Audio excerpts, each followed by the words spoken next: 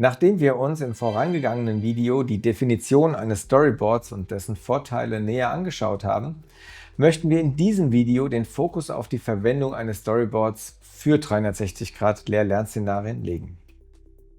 Die Idee dabei ist es, Ihnen aufzuzeigen, worauf Sie bei der Storyboard-Erstellung achten sollten und Sie darauf zu sensibilisieren, wie lernförderliche Interaktionsmomente innerhalb der Panoramen schon von Beginn der Storyentwicklung an mit berücksichtigt werden sollten. Schauen wir uns dazu nochmal ein Storyboard aus der Filmproduktion an. Bei Filmproduktionen gehören die 4 Elemente Subjekt, Hintergrund, Kameraeinstellung und Kamerabewegung als zentrale Säulen in ein Storyboard. Mithilfe dieser 4 Elemente lassen sich Einzelszenen beschreiben und im Idealfall visualisiert darstellen. Dabei bestimmt das Subjekt, worauf der Fokus in der Szene liegt, und erfordert eine kurze Beschreibung der Handlung. Beim Hintergrund geht es darum, was im Hintergrund zu sehen ist und ob möglicherweise Komparsinnen benötigt werden. Bei der Kameraeinstellung sollte sichergestellt werden, wie das gesamte Bild aufgenommen werden soll. Dazu gehören Kameraperspektive, Winkel und Bewegung sowie die Wahl zwischen Establishing Shot, Full Shot, Mid-Shot oder Nahaufnahme. Auch Bewegungen sollten berücksichtigt und gegebenenfalls die einzelnen Panels nummeriert werden. Ergänzend dazu können bei Bedarf auch Elemente der Postproduktion wie zum Beispiel Titeleinblendungen, notwendige Spezialeffekte oder auch Hinweise zur Toneinblendung wie Musik mit aufgenommen werden. Je präziser das Storyboard ausgearbeitet wird, desto besser gelingt der Übertrag zum eigentlichen Drehbuch. Versuchen wir nun den Transfer zu einem Storyboard für eine 360°-Produktion. Das Storyboard für eine 360°-Produktion. Auch bei 360°-Produktionen ist die Verwendung eines Storyboards unerlässlich. Allerdings unterscheidet sich der Aufbau des Storyboards deutlich von dem für Film und Video oder andere Medienproduktionen. Natürlich spielen auch hier die Elemente Kameraposition, Hintergrund und Subjekt eine zentrale Rolle und müssen mit berücksichtigt werden. Jedoch wird durch die 360°-Technologie und den damit verbundenen Rundumblick die Dimension des Hintergrunds neu definiert.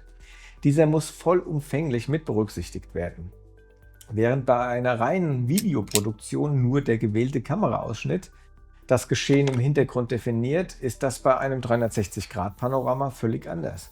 Die Position hinter der Kamera ist nicht existent. Alles wird dargestellt rund um die Kameraposition als solche. Damit einher geht die Konsequenz, dass sowohl Crewmitglieder als auch unerwünschte Materialien, die nicht zur Geschichte gehören, nicht sichtbar sein dürfen. Hier obliegt es schon während der Storyboard-Entwicklung auf diesen Umstand zu achten. Daher kann festgehalten werden, dass der strukturelle Aufbau des Storyboards pro Panorama gedacht werden muss. Kameraposition und Hintergrund spielen die zentrale Rolle und müssen gleichwertig behandelt werden. So kann bei der falschen Kameraposition der eigentliche Handlungsstrang inhaltlich gefährdet werden, weil Teilelemente des Panorama-Hintergrundes eventuell nicht gut sichtbar sind und beispielsweise für die späteren Anwenderinnen nicht als inhaltlich relevant angesehen werden. Im Kontext von 360° Serious Game Anwendungen kann dies zu Missverständnissen, Frustration oder gar zu einem Abbruch führen. Als neues Element sind die Interaktionen zu verstehen. Sie sind der Ersatz für die Kamerabewegung, die wir als Element eines Storyboards so nicht mehr benötigen. Interaktionen sind ebenso pro Panorama und Szene zu denken. Der Interaktionsgrad innerhalb eines Panoramas kann unterschiedlich komplex sein. Unter Interaktion verstehen wir Elemente, die in das bestehende Panorama mit eingebunden werden und den zukünftigen Anwenderinnen es ermöglicht, diese aktiv anzusteuern und auszuwählen. Die getätigte Interaktion führt dann zu einer neuen Aktion, wie es beispielsweise der Start eines Videos oder die Einblendung eines Textes oder Quizzes ist. Als Interaktion kann auch die Navigation durch die Panoramen gewertet werden. Die Interaktionen unterstützen die eigentliche Story zu erzählen und geben den Anwenderinnen die Möglichkeit, selbst aktiv in die Geschichte einzugreifen und sich diese inhaltlich zu erarbeiten. Sie sind somit zentrale Inhaltsvermittler mit der Funktion, den Aspekt des selbstgesteuerten Handelns der Anwenderinnen zu unterstützen. Zu Beginn der Storyboard-Entwicklung steht somit der Prozess der Auseinandersetzung mit dem Ort bzw. dem Raum, der Kameraposition, der Fokussierung auf den relevanten Hintergrund einer vollumfänglichen 360-Grad-Umgebung sowie der Interaktionsflächen innerhalb des Panoramabildes. Diese Anforderung bedarf einer völlig neuen Denkweise bei der Storyboard-Entwicklung.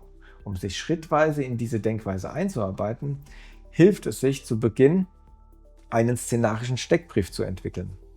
Diese Ideenskizze umschreibt das Lernszenario grob und setzt sich mit der Zielgruppe und den Lernzielen auseinander, offenbart die eigentliche Spielstätte und somit den räumlichen Bezug. Damit einher geht die Überlegung der möglichen Interaktionsbereiche und der Entwicklung des Navigationskonzeptes.